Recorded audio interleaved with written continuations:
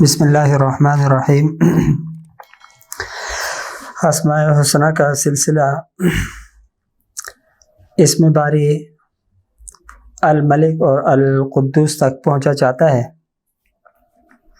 اس سے مقبل والی نشست میں اسم باری تعالی الرحمن اور الرحیم کو ہم نے بیان کیا تھا، اور آج کی نشست میں الملک، القدوس، ان کے خواص کو بیان فرمائیں گے۔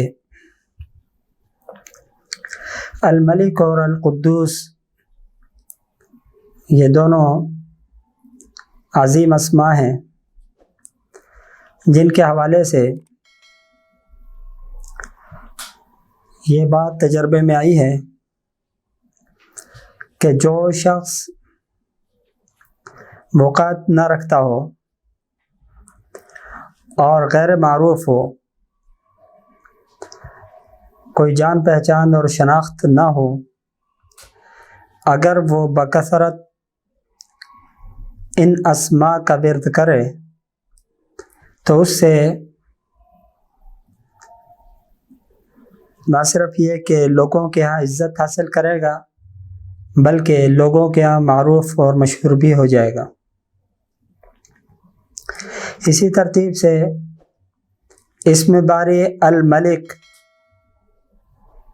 جو شخص 313 مرتبہ صبح اور 313 مرتبہ شام اس کا ورد کرے تو جتنے ماتحت اس کے افراد ہیں وہ سب کے سب اس کے لیے مطیع اور فرما بردار رہیں گے، یہاں تک کہ اگر کسی مملکت کا سربراہ بھی لفظ الملک یعنی اسم باری تعالی الملک کو 313 مرتبہ اس کا ورد کرے گا تو تمام رعایا اس کے لیے مطیع اور فرما بردار رہے گی،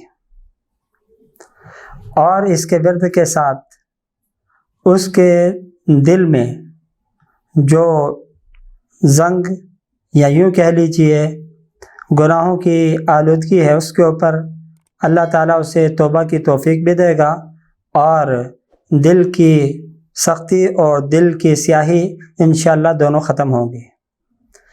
اور اسی طرح القدوس جو اسم باری تعالی ہے، یہ بزرگ حضرات فرماتے ہیں کہ جو شخص وسوسے کی بیماری کا شکار ہو، اور اسی طرح جو شخص ذہنی عوارض کا شکار ہو، نفسیاتی عوارض کا شکار ہو، وہ اگر بکثرت اسم باری القدوس کا ورد کرے تو ذہنی عوارض، وسوسہ اور نفسیاتی عوارض ان کا خاتمہ ہو جائے گا۔ اب بکثرت ورد کسے کہا جاتا ہے؟ جو کہ اکثر نشستوں میں نے اسم باری تعالیٰ کے خواص میں اس لفظ کا استعمال کیا ہے کہ بکثرت اس کا ورد کیا جائے۔ بکثرت ویسے تو کہا جاتا ہے کہ انسان کو جب بھی ٹائم دستیاب ہو وہ چلتے پھرتے اٹھتے بیٹھتے ان اسماء کا ورد کرتا رہے، جب بھی اسے یاد آ جائے۔ لیکن بہت سارے حضرات یہ فرماتے ہیں، میرے پاس سوالات آتے رہتے ہیں، بہت سارے یہ کہتے ہیں کہ بھئی ہمارے کو اکثر یاد ہی نہیں رہتا، تو اب ہم کیا کریں؟ کوئی ایسا ٹائم فریم بتا دیں کہ جس میں ہم یہ ورد کرتے رہیں اور اس سے ہمارے کو یہ فوائد حاصل ہو جائیں۔ تو 313 یہ وہ عدد ہے جس کے اوپر بکثرت کا اطلاق ہو جاتا ہے۔ اگر کوئی شخص 313 مرتبہ اس سے اسم باری تعالیٰ کا ورد کرے تو جو اس کے نفسیاتی عوارض ہیں انشاءاللہ وہ ختم ہو جائیں گے۔ اللہ رب العالمین عمل کی توفیق عطا فرمائے۔